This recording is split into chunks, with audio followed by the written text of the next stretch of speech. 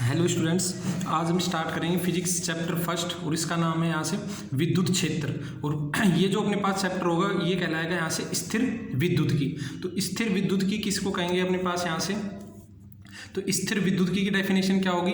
विज्ञान की वह शाखा जिसके अंतर्गत स्थिर आवेशों के मध्य होने वाली अन्योन्य क्रियाओं का अध्ययन किया जाता है स्थिर विद्युत की कहलाती है। यानी कि विज्ञान की वह शाखा जिसके अंतर्गत अपन स्थिर आवेशों का अध्ययन करेंगे। यानी आवेश जो होगा इस चैप्टर में जो अपन पढ़ेंगे उसमें जो आवेश जो रहेगा वो हमेशा क्या रहेगा? स्थिर रहेगा।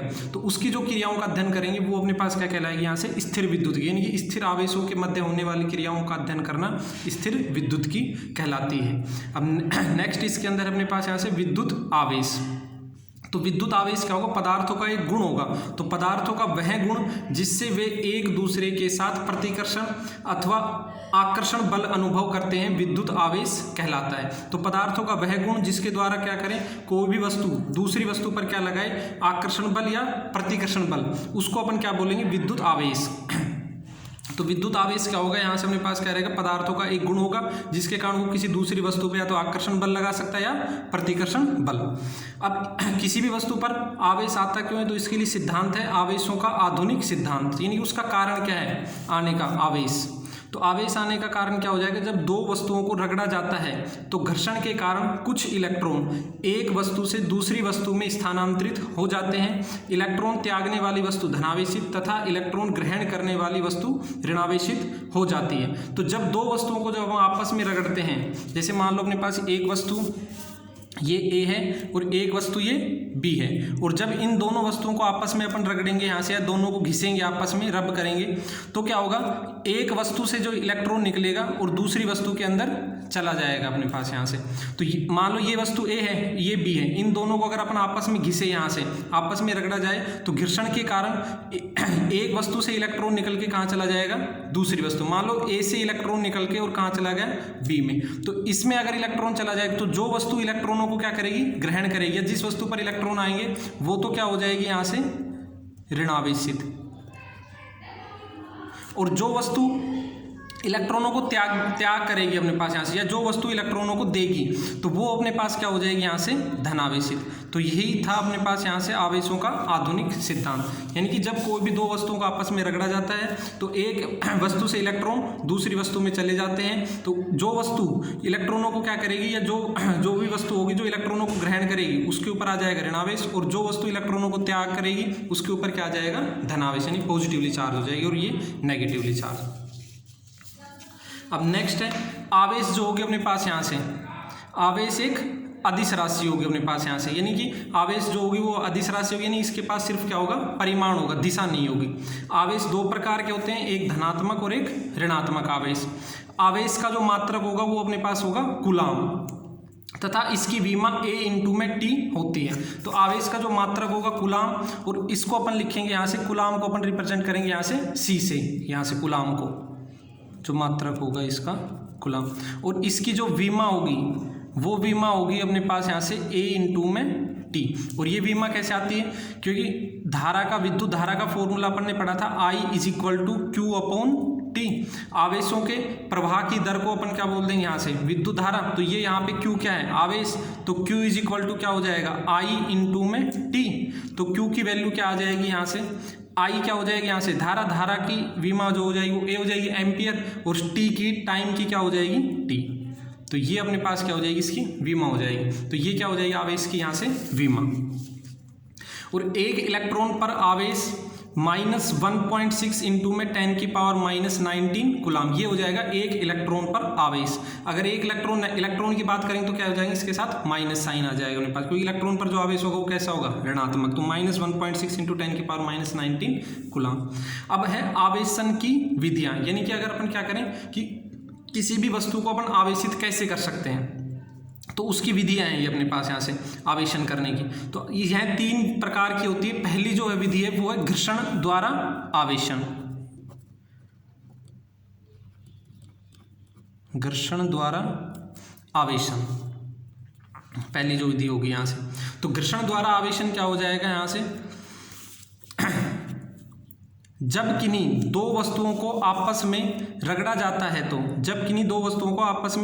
है तो वे वस्तुएं इलेक्ट्रॉन के स्थानांतरण के कारण आवेशित हो जाती है। जैसे मैं अभी बताया था कि भाई जब दो वस्तुओं को आपस में क्या करेंगे, रगड़ेंगे, आपस में रब करेंगे, तो उन पे क्या हो जाएगा, इलेक्ट्रॉन का स्थानांतरण, यानी कि एक वस्तु तो इलेक्ट्रॉन ग्रहण करेगी उसमें से और एक वस्तु क्या कर देगी, इलेक्ट्रॉन का त्याग। तो उसके कारण जो वस्तु इलेक्ट्रॉन ग्रहण करेगी उसके ऊपर आवेश आ जाएगा ऋणात्मक, और जो वस्तु इलेक्ट्रॉनों को त्यागेगी उसके ऊपर कैसा आवेश आ जाएगा, यहाँ से धनात्मक। तो ये हो जाएगा यहाँ से घर्षण द्वारा आवेशन की जब दो वस्तुओं को आपस में रगड़ा जाता है तो वे इलेक्ट्रॉन का स्थानांतरण के कारण आवेशित हो जाती है। तो ये कुछ एक्सपेरिमेंटली देखे गए दो वस्तुओं को आपस में रगड़ के तो उनके ऊपर कैसा आवेश आया है। तो ये है धनात्मक आवेश इस तरफ, और इस तरफ क्या है, ऋणात्मक आवेश। तो ये जो फर्स्ट है ये है यहाँ से बिल्ली की खाल और प्लास्टिक, इन दोनों को जब आपस में रगड़ा गया तो बिल्ली की खाल पर आवेश कैसा आया, धनात्मक, और प्लास्टिक पर आवेश कैसा आया, ऋणात्मक। यानी कि प्लास्टिक ने तो इलेक्ट्रॉनों को ग्रहण किया और बिल्ली की खाल ने इलेक्ट्रॉनों को क्या कर दिया, त्याग दिया। यानी कि बिल्ली की खाल से इलेक्ट्रॉन कहाँ चलेगा मेरे पास, यहाँ से प्लास्टिक में।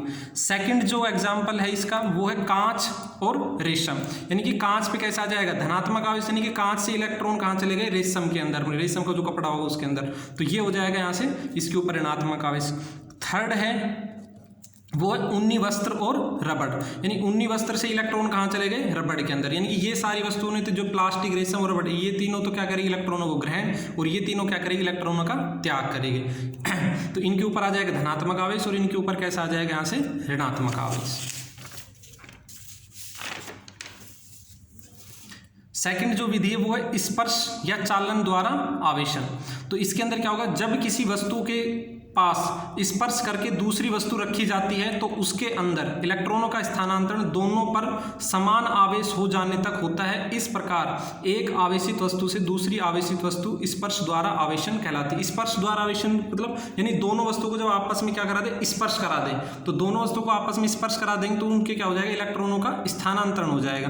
जैसे मान लो एक वस्तु अपने पास ये है और एक ये है, तो इन दोनों के ऊपर अपने पास यहाँ से, और ये दोनों वस्तुएं क्या होनी चाहिए, चालक वस्तुएं हो जानी चाहिए, जिसमें इलेक्ट्रॉनों का क्या हो सके, प्रभाव हो सके, वो हो जाएगी चालक वस्तुएं। तो ये कोई भी दो चालक वस्तु अपने पास यहाँ से, या कोई भी धातु की दो छड़ है, तो धातु की जो छड़ है इन दोनों को ऊपर अब जब आपस में क्या कराएंगे, ऐसे स्पर्श कराएंगे, तो एक से जो आवेश हो गया, एक से इलेक्ट्रॉन दूसरे के अंदर चला जाएगा अपने पास यहाँ से। तो ये हो जाएगा यहाँ से स्पर्श द्वारा चालन। मान लो इसके ऊपर इलेक्ट्रॉन जाता है, ये जो वस्तु है ये ऋणावेशित है, ये ब्लैक वाली, और ये अपने पास कैसी वस्तु अपने पास यहाँ से, इसके ऊपर इलेक्ट्रॉनों की क्या है, कमी, और इसके ऊपर इलेक्ट्रॉनों की, ब्लैक वाले पे इलेक्ट्रॉनों की अधिकता है और रेड वाले पे इलेक्ट्रॉनों की कमी है। तो जब इस ब्लैक वाले को इस रेड के साथ टच करेंगे तो जो इलेक्ट्रॉन होंगे वो ब्लैक से कहाँ चले जाएंगे, इस रेड पेन के अंदर चले जाएंगे, इस छड़ के अंदर चले जाएंगे यहाँ से। तो ये हो जाएगा यहाँ से स्पर्श द्वारा आवेशन, कि जब दो वस्तुओं को आपस में स्पर्श कराएंगे तो एक से जो आवेश हो गया, एक से जो इलेक्ट्रॉन होगा दूसरी वस्तु के अंदर चला जाएगा यहाँ से। इसको अपन बोलेंगे यहाँ से स्पर्श द्वारा आवेशन।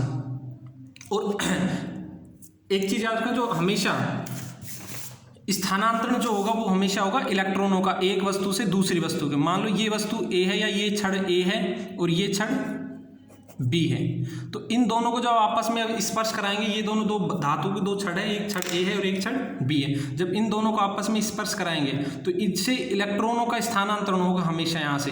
तो इलेक्ट्रॉन कहाँ से, ए से अगर मान लो बी में जा रहे हैं अपने पास यहाँ से, तो ये तो हो जाएगी ऋणावेशित और ये कैसी हो जाएगी यहाँ से धनावेशित। तो ये तो हो जाएगी पॉजिटिवली चार्ज और ये हो जाएगी यहाँ से नेगेटिवली चार्ज, ऋणावेशित।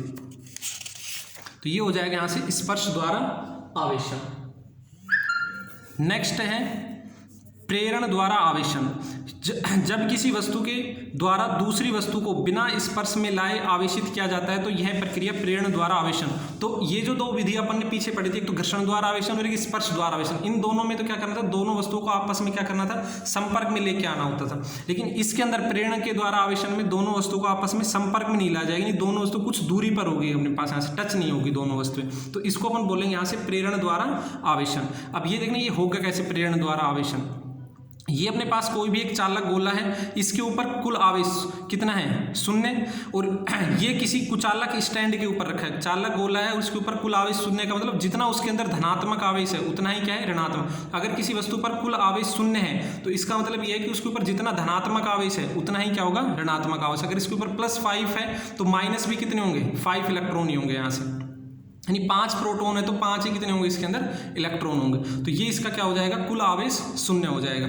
और जब इस चालक गोले के पास ये कोई भी दूसरी एक आवेशित छड़ है और इसके ऊपर आवेश अपन ने कैसा लिया है यहाँ से, ऋणात्मक आवेश, तो ये ऋणात्मक आवेशित छड़ जब इस चालक गोले के पास लेके आएंगे तो ये क्या कर लेगी, धनात्मक आवेशों को अपनी तरफ आकर्षित कर लेगी यहाँ से। तो इस ये जो ऋणात्मक आवेशित छड़ थी इसने धनात्मक आवेश को अपनी तरफ आकर्षित कर लिया और ऋणात्मक को क्या कर दिया यहाँ से प्रतिकर्षित। अब नेक्स्ट स्टेप में अपन क्या करेंगे, यहाँ से ये जो धनात्मक आवेशित था ये तो इसके साथ ही रहेगा अपने पास यहाँ से आकर्षित होके, और ये ऋणात्मक आवेशित वाली जो साइड थी इसको अपन क्या कर देंगे, भू संपर्कित कर देंगे। भू संपर्कित का मतलब इसको एक वायर के थ्रू अपन पास यहाँ से पृथ्वी से टच कर देंगे। तो ये जो अपने पास होगा यहाँ से ये जो ऋणात्मक आवेश होगा, ये ऋणात्मक आवेश कहाँ चला जाएगा, यहाँ से पृथ्वी के अंदर चला जाएगा इस तरह से, ये नीचे की तरफ, ये ऋणात्मक आवेश भू संपर्कित करने के कारण। और ये ऋणात्मक आवेश जैसे अब खत्म हो जाएगा यहाँ से, क्योंकि धनात्मक आवेश को तो कौन आकर्षित करके रखेगा, ये जो छड़ होगी अपने पास यहाँ से ऋणात्मक आवेश वो इसको क्या करेगी, यहाँ से आकर्षित करके रखेगी। और ऋणात्मक आवेश था ये वाला ऋणात्मक आवेश, ये कहाँ चला जाएगा, पृथ्वी में चला जाएगा यहाँ से। अब नेक्स्ट स्टेप में क्या करेंगे, जो भू संपर्कित वाला तार था उसको अपन हटा लेंगे यहाँ से, और सिर्फ क्या बचेगा, इसके ऊपर ये धनात्मक आवेश बचेगा। और जैसे ही अपन, और ये जो छड़ होगी ये इसके टच में नहीं रखेंगे यहाँ से, इससे कुछ क्या रखेंगे, दूरी पर रखेंगे यहाँ से, इसलिए इसको अपन बोलते हैं यहाँ से प्रेरण द्वारा आवेशन, यानी कि प्रेरण के कारण प्रेरित हो जाएगी यहाँ से, उसके कारण इसके ऊपर क्या आ जाएगा यहाँ से आवेश। अब ये जो जैसे इस छड़ को हटाएंगे यहाँ से, ये जो ऋणात्मक आवेशित छड़ है तो ये इसके ऊपर कैसा आवेश आ जाएगा, यहाँ से अपने पास पूरी पे धनात्मक आवेश क्या हो जाएगा, यहाँ से फैल जाएगा। यहाँ पर तो इसने आकर्षित करके रखा था ये आवेश, जैसे इस छड़ को हटाएंगे तो ये पूरा आवेश इसके ऊपर फैल जाएगा और ये कैसा बन जाएगा, यहाँ से धनावेशित गोला। तो ये हो जाएगा यहाँ से प्रेरण द्वारा आवेशन। अब नेक्स्ट है जो अपने पास यहाँ से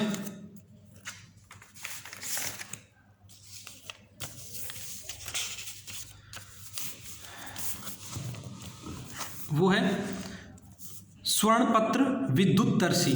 तो स्वर्णपत्र विद्युतदर्शी किसको कहेंगे, यहाँ से ये एक क्या होता है, इंस्ट्रूमेंट होता है जिसकी सहायता से अपन किसी भी आवेशित वस्तु को चेक करते हैं कि उसके ऊपर आवेश है या नहीं है। तो ये क्या होगा, इसको अपन बोलते हैं यहाँ से स्वर्णपत्र विद्युतदर्शी। तो स्वर्णपत्र विद्युतदर्शी क्या होगा, इसकी सहायता से किसी आवेशित वस्तु पर आवेश की उपस्थिति एवं आवेश की प्रकृति का पता किया जा सकता है। तो ये जो अपने पास स्वर्णपत्र विद्युतदर्शी होगा इसकी सहायता से अपन क्या कर सकते हैं, कोई भी आवेशित वस्तु पर आवेश की उपस्थिति यानी कि उसके ऊपर आवेश है या नहीं है और आवेश कैसा आवेश है उसकी प्रकृति का क्या कर सकते हैं, यहाँ से अपन पता कर सकते हैं यहाँ से। अब ये जो होगा अपने पास यहाँ से स्वर्ण विद्युतदर्शी, इसकी बनावट कैसे होगी, यहाँ से ये कोई भी कांच का जार होगा यहाँ से इसके अंदर, ठीक है, और ये धातु की छड़ लग रही है यहाँ से, ये जो पूरी की पूरी धातु की छड़ है, नीचे दो स्वर्ण पत्र, स्वर्ण की पत्तियां लगी होगी, सोने की पत्तियां जिसको अपन कहेंगे, स्वर्ण पत्र दो बिल्कुल ही क्या रहेंगे, हल्की रहेंगे यहाँ से।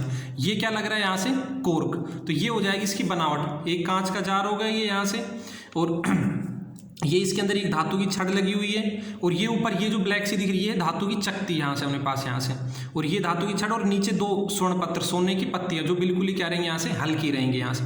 अब जैसे इसके पास ये धनात्मक आवेशित छड़ लेके आएंगे तो इस धनात्मक आवेशित छड़ को इसके साथ टच करेंगे यहाँ से, ये धनात्मक आवेशित छड़ है, इसको इसके साथ टच करेंगे जब अपने पास यहाँ से धनात्मक आवेशित छड़ को, तो ये जो पूरी धातु की छड़ था इसके ऊपर कैसा आ जाएगा, धनात्मक आवेश आ जाएगा। और धनात्मक आवेश कहाँ चला जाएगा, इन स्वर्ण पत्तियों पे, तो ये स्वर्ण पत्तियां इसके ऊपर भी धनात्मक आवेश और इस पे भी कैसा आ जाएगा यहाँ से धनात्मक आवेश, तो ये दोनों क्या हो जाएंगे, आपस में प्रतिकर्षित हो जाएंगे। तो अपन पता लगा लेंगे इसके ऊपर कैसा हो जाएगा, यहाँ से आवेश है यहाँ से।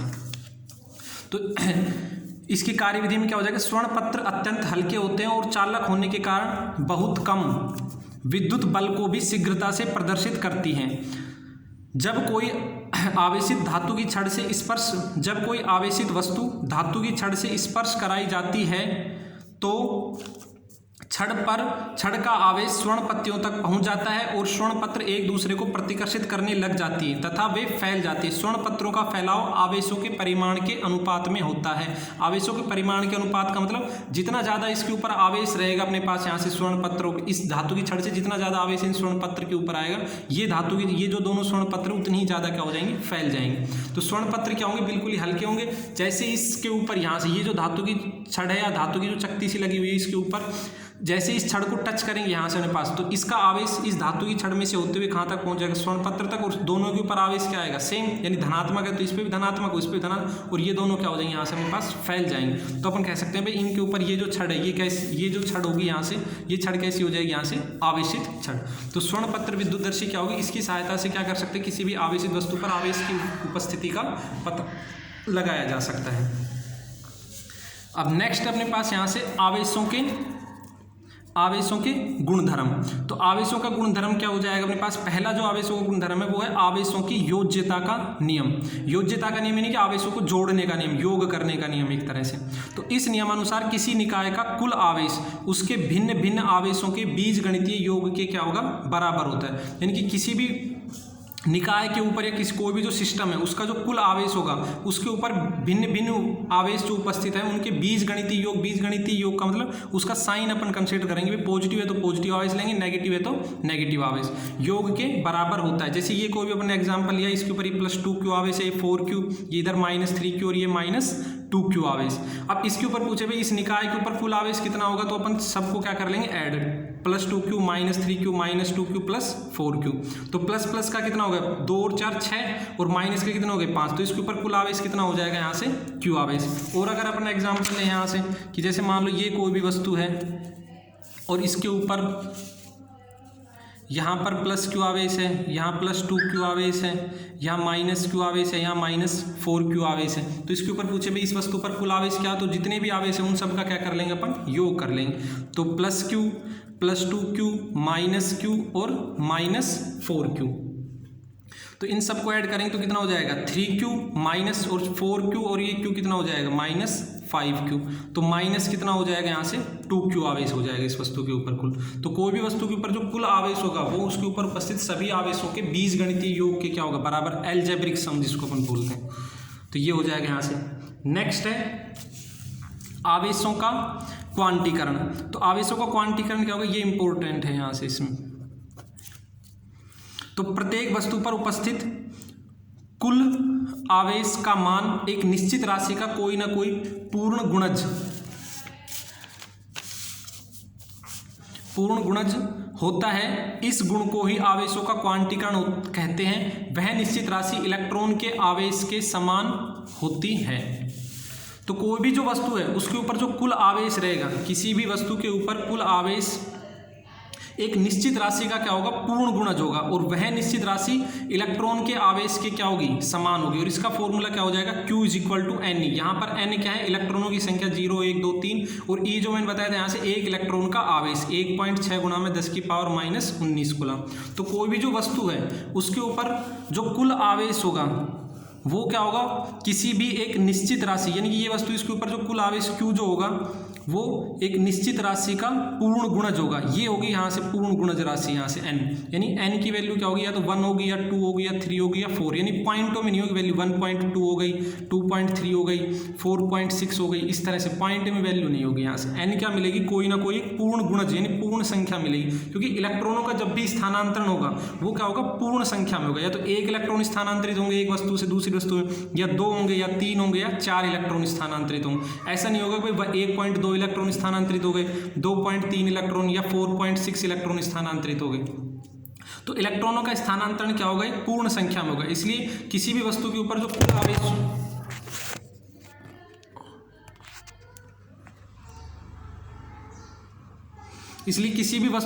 कुल आवेश होगा वो क्या होगा, एक निश्चित राशि का पूर्ण गुणज होगा। यहाँ से अपने पास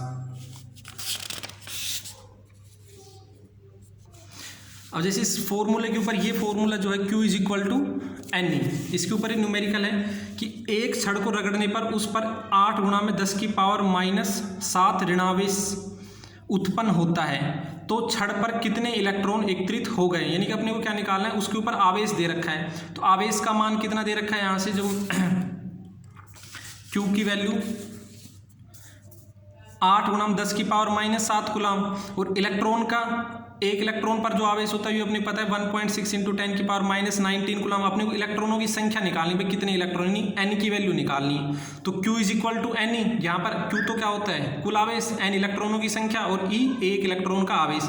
तो अपने को इलेक्ट्रॉनों की संख्या निकालनी, एन की वैल्यू निकालनी। तो एन इज इक्वल टू क्या हो जाएगा Q अपॉन में E, और Q का मान अपने को दे रखा है कि उसके ऊपर कुल आवेश कितना है 8 × 10 की पावर -7 कूलम, 8 × 10 की पावर -7 कूलम। E की वैल्यू 1.6 × 10 की पावर -19 कूलम।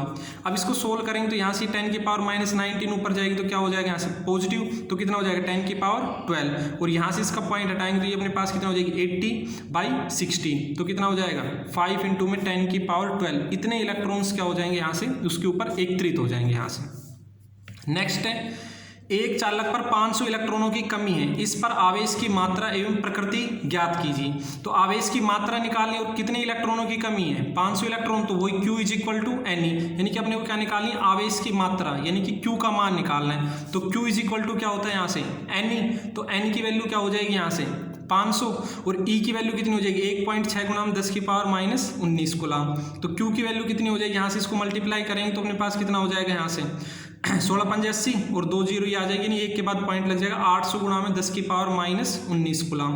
तो इतनी आ जाएगी। अब इसमें देखना प्रकृति कैसे ज्ञात करेंगे, अपने को पता है क्वेश्चन में दे रखा है इसके ऊपर क्या है इलेक्ट्रॉनों की कमी। तो अगर किसी भी वस्तु पर या कोई भी चालक जो वस्तु है उसके ऊपर अगर इलेक्ट्रॉनों की कमी है तो इसके ऊपर इलेक्ट्रॉनों की कमी होने का मतलब उसके ऊपर आवेश कैसा हो जाएगा यहाँ से धनात्मक आवेश। अगर ये कहता है कि भाई उसके ऊपर 500 इलेक्ट्रॉनों की अधिकता है तो उसके ऊपर आवेश कैसा हो जाता है यहाँ से ऋण आवेश। तो ये फॉर्मूला याद रखना, इसके ऊपर न्यूमेरिकल भी आ सकता है यहाँ से, ये Q is equal to N E. तो यहाँ पर एन इलेक्ट्रॉनों की संख्या निकलवाए तो एन कुल आवेश दे रखा हो Q, और E क्या हो, E की वैल्यू देगा नहीं क्वेश्चन में, E की वैल्यू ध्यान रखनी पड़ेगी भाई E कितना होता है 1.6 × 10 की पावर -19 कूलम, ये फिक्स रहेगा। नेक्स्ट जो इसका गुण है वो है आवेश संरक्षण का नियम। तो इस नियम के अनुसार किसी विलगित निकाय के कुल आवेश को न तो नष्ट किया जा सकता है और न ही उत्पन्न किया जा सकता है, आवेश को केवल स्थानांतरित किया जा सकता है। तो आवेश केवल क्या हो सकता है यहाँ से स्थानांतरित हो सकता है, आवेश का केवल स्थानांतरण, यहीं पे लिख देता हूँ मैं, स्थानांतरण हो सकता है क्योंकि नेक्स्ट पेज में है वैसे। तो ये हो जाएगा यहाँ से आवेश संरक्षण का नियम, यानी आवेश हमेशा क्या रहेगा संरक्षित रहेगी, आवेश की जो वैल्यू रहेगी वो कांस्टेंट रहेगी, कंजर्व रहेगी, नियत रहेगी। तो इस नियम के अनुसार किसी विलगित निकाय के कुल आवेश को ना तो नष्ट किया जा सकता है और ना ही क्या किया जा सकता है उत्पन्न। आवेश को केवल क्या कर सकते हैं स्थानांतरित कर सकते हैं एक वस्तु से दूसरी वस्तु, जो अपन स्थानांतरण की जो 3 विधियां पढ़ी थी। तो आवेश को ना तो अपन नष्ट कर सकते हैं और ना ही उसको पैदा कर सकते हैं, बना सकते हैं, सिर्फ उसको क्या कर सकते हैं एक वस्तु से दूसरी वस्तु में क्या कर सकते हैं यहाँ से स्थानांतरित कर सकते हैं। तो इसीलिए इसी को अपन क्या बोलेंगे आवेशों के संरक्षण का नियम। आवेश हमेशा क्या रहेगा संरक्षित रहेगा किसी भी वस्तु में अंदर। नेक्स्ट है प्रॉपर्टीज की 4th, आवेशों के स्थानांतरण के दौरान जिस वस्तु पर धनात्मक आवेश आता है उसके द्रव्यमान में कमी तथा जिस वस्तु पर ऋणात्मक आवेश आता है उसके द्रव्यमान में वृद्धि होगी। और एक इलेक्ट्रॉन का जो द्रव्यमान होगा 9.1 इंटू में 10 की पावर -31 kg, यानी कि जो वस्तु इलेक्ट्रॉनों को क्या करेगी, जो वस्तु आवेशों के स्थानांतरण के दौरान जिस वस्तु पर धनात्मक आवेश आता है उसके द्रव्यमान में कमी, यानी कि जिसके ऊपर धनात्मक आवेश आएगा उसके ऊपर तो क्या हो जाएगी द्रव्यमान की कमी। और जो वस्तु क्या करेगी ऋणात्मक आवेश ग्रहण करेगी, जिसके ऊपर ऋणात्मक आवेश आएगा उसके द्रव्यमान में क्या हो जाएगी यहाँ से वृद्धि हो जाएगी। यहाँ से अपने पास है, अब ये देखना कैसे होगा यहाँ से। अब मान लो ये एक वस्तु A है और ये एक वस्तु B है। अब इन दोनों को अपन ने आपस में क्या किया यहाँ से घिसा, यहाँ से या इन दोनों को घिसने के कारण या घर्षण के कारण इसके ऊपर तो कैसा आ गया यहाँ से धनात्मक आवेश और इसके ऊपर कैसा आ गया यहाँ से ऋणात्मक आवेश। अगर इसके ऊपर ऋणात्मक आवेश आए तो मैंने बताया था ऋणात्मक आवेश आने का मतलब कि इसने इलेक्ट्रॉनों को क्या किया है ग्रहण किया है, और ये क्या करेगा इलेक्ट्रॉन का त्याग। तो जो धनात्मक वस्तु होगी अपने पास या धनावेश आएगा वो कि उसके ऊपर किस कारण आएगा यहाँ से इलेक्ट्रॉन के त्याग के कारण, यानी इलेक्ट्रॉन उससे क्या निकल गए बाहर और इसने इलेक्ट्रॉनों को क्या कर लिया ग्रहण। तो इलेक्ट्रॉन ग्रहण करने के कारण अब इसके ऊपर कैसा आ गया यहाँ से ऋणात्मक आवेश। अब कोई भी वस्तु अगर इलेक्ट्रॉन ग्रहण करती है तो हमेशा याद रखना उसका जो द्रव्यमान है वो क्या हो जाएगा यहाँ से बढ़ जाएगा। द्रव्यमान इसलिए बढ़ जाएगा क्योंकि जो आवेश जो होगा वो किसी भी कण के ऊपर होगा या अपन कहें कोई भी द्रव्यमान के ऊपर होगा आवेश। और एक इलेक्ट्रॉन का द्रव्यमान, अब मान लो इसने एक इलेक्ट्रॉन जो था यहाँ से बी में आ गया, ए से बी में एक इलेक्ट्रॉन, तो इसके ऊपर एक इलेक्ट्रॉन की क्या हो गई, यहाँ से वृद्धि हो गई, प्लस हो गया, एक इलेक्ट्रॉन बढ़ गया इसके ऊपर। अब एक इलेक्ट्रॉन बढ़ने के कारण इसका आवेश तो ऋणात्मक होगा यहाँ से, साथ साथ इसका द्रव्यमान भी क्या हो जाएगा, बढ़ जाएगा। और द्रव्यमान कितना बढ़ेगा यहाँ से, अब एक इलेक्ट्रॉन का जो अपन ने द्रव्यमान लिया है वो अपने पास कितना है, 9.1 गुणा में 10⁻⁻31 किलोग्राम। तो ये हो जाएगा यहाँ से एक इलेक्ट्रॉन का द्रव्यमान। तो अगर कोई भी वस्तु अगर इलेक्ट्रॉनों को ग्रहण कर रही है तो उसका द्रव्यमान क्या हो जाएगा, बढ़ जाएगा, क्योंकि इलेक्ट्रॉन का वैसे द्रव्यमान है बहुत कम, 10⁻31 kg, लेकिन कुछ ना कुछ तो उसका द्रव्यमान क्या हो जाएगा, बढ़ जाएगा। तो हमेशा याद रखना, जब भी कोई भी वस्तु इलेक्ट्रॉन ग्रहण करेगी तो उसका द्रव्यमान बढ़ जाएगा, और इलेक्ट्रॉनों का त्याग करेगी तो उसका द्रव्यमान क्या हो जाएगा, यहाँ से कम हो जाए। क्योंकि इलेक्ट्रॉन का त्याग करने के कारण द्रव्यमान कम इसलिए होगा क्योंकि उससे इलेक्ट्रॉन क्या निकल गए, बाहर निकल गए। तो उसमें मान लो 2 इलेक्ट्रॉन की कमी हो गई तो 2 गुणा में कर लेंगे 9.1 × 10⁻31 kg। तो इसमें तो इतने द्रव्यमान में क्या हो जाएगी, कमी, और इसके अंदर क्या हो जाएगी, द्रव्यमान में वृद्धि। तो जो वस्तु इलेक्ट्रॉनों को ग्रहण करेगी उसका द्रव्यमान हमेशा बढ़ जाएगा, क्योंकि इलेक्ट्रॉन का कुछ ना कुछ निश्चित द्रव्यमान होता है, वो कितना होगा, 9.1 × 10⁻31 kg। अब ये अगर 2 इलेक्ट्रॉनों को ग्रहण कर रही है तो इसको 2 से मल्टीप्लाई कर देंगे, तो इतना क्या होगा, इसके द्रव्यमान में वृद्धि और इसके क्या होगी, द्रव्यमान में कमी हो जाएगी अपने पास यहाँ से। अब इसके ऊपर एक न्यूमेरिकल है, ये किसी वस्तु को इतना आवेशित किया जाता है कि उसके द्रव्यमान में 9.1 नैनोग्राम है, ये 9.1 नैनोग्राम 9.1 नैनोग्राम की वृद्धि हो जाती है, तब कितने इलेक्ट्रॉन वस्तु को दिए गए तथा आवेश का मान तथा प्रकृति ज्ञात करो। तो अगर अपने को क्या किया, यहाँ से ये कह रहे हैं कि कोई वस्तु को जब अपन ने आवेशित किया तो उसके द्रव्यमान में क्या हो गई, यहाँ से वृद्धि हो गई। कितनी वृद्धि हो गई, 9.1 गुणा में 9.1 नैनोग्राम की वृद्धि हो गई यहाँ से। तो अगर उसके द्रव्यमान में वृद्धि हुई तो इसका मतलब उसने क्या किया, इलेक्ट्रॉनों को ग्रहण किया है। तो उसको कितने इलेक्ट्रॉन दिए गए, तो ये पहले अपने को निकालना पड़ेगा उस वस्तु को कितने इलेक्ट्रॉन दिए गए हैं। तो इसके लिए द्रव्यमान में वृद्धि अपन मान लेंगे, डेल्टा एम की वैल्यू कितनी है, 9.1 नैनोग्राम। नैनोग्राम को ग्राम में कन्वर्ट करेंगे तो 10⁻⁻9 से क्या कर देंगे, यहाँ से मल्टीप्लाई, तो 9.1 गुणा में 10⁻⁹ ग्राम हो जाएंगे। और ग्राम को जब किलोग्राम में चेंज करेंगे तो इसको क्या कर देंगे, 1000 से क्या कर देंगे, यहाँ से भाग कर देंगे। तो यानी कि उसके द्रव्यमान में वृद्धि कितनी हो जाएगी, 9.1 गुणा में ये 10 की पावर ऊपर जाएगी तो -3 हो जाएगी, तो 9.1 गुणा में 10⁻12 किलोग्राम, इतना उसका क्या हो जाएगा, द्रव्यमान में वृद्धि। तो एक जो अपने पास होगा एक इलेक्ट्रॉन का द्रव्यमान वो कितना हो जाएगा, 9.1 × 10⁻31 kg। तो इसके लिए ये फॉर्मूला याद रखना है यहाँ से, डेल्टा m = nme। जब भी द्रव्यमान के बारे में अगर पूछे यहाँ से, तो डेल्टा m तो यहाँ पे होगा द्रव्यमान में जो वृद्धि हुई है, द्रव्यमान में जो कमी हुई है। n है इलेक्ट्रॉनों की संख्या और me है एक इलेक्ट्रॉन का द्रव्यमान। तो डेल्टा m यानी कि ये जो अपने पास है इलेक्ट्रॉनों के द्रव्यमान में वृद्धि 9.1 × 10⁻12, n है इलेक्ट्रॉनों की संख्या और एक इलेक्ट्रॉन का द्रव्यमान क्या हो जाएगा, 9.1 गुणा में 10⁻31। ये इस तरफ आएगा तो इधर क्या हो जाएगा, यहाँ से डिवाइड में 9.1 गुणा में 10⁻31, दोनों 9.1 से 9.1 कैंसिल, और ये कितना हो जाएगा, n की वैल्यू 10⁻19, यानी कि इतने इलेक्ट्रॉन क्या हो गए, उसके ऊपर वृद्धि होगी, बढ़ गई। साथ में पूछा आवेश का मान कि उसके ऊपर कितना आवेश आ गया। तो आवेश के लिए अपन फॉर्मूला क्या लगा लेंगे, वही आवेशों की क्वांटीकरण वाला, Q = n। अपने को पता चल गया भाई इतने उसके ऊपर इलेक्ट्रॉन की वृद्धि हुई है, तो n की वैल्यू 10⁻19 गुणा में 1.6 गुणा में 10⁻−19 कूलम।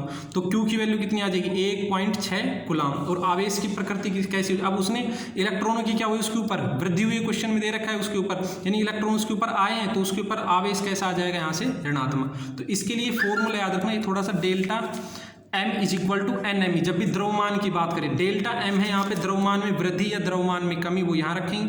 n होगी इलेक्ट्रॉनों की संख्या और me ये याद रखना पड़ेगा, ये वैल्यू देगा नहीं अपने पास, यहाँ से me है यहाँ पे एक इलेक्ट्रॉन का द्रव्यमान 9.1 × 10⁻31 kg, एक इलेक्ट्रॉन का द्रव्यमान यहाँ रखेंगे। n की वैल्यू ये रही, और डेल्टा m जो द्रव्यमान में कमी या वृद्धि हुई है 9.1 × 10⁻⁻12, तो n की वैल्यू अपन यहाँ से कैलकुलेट कर लेंगे, तो ये आ जाएगी यहाँ से इलेक्ट्रॉनों की संख्या।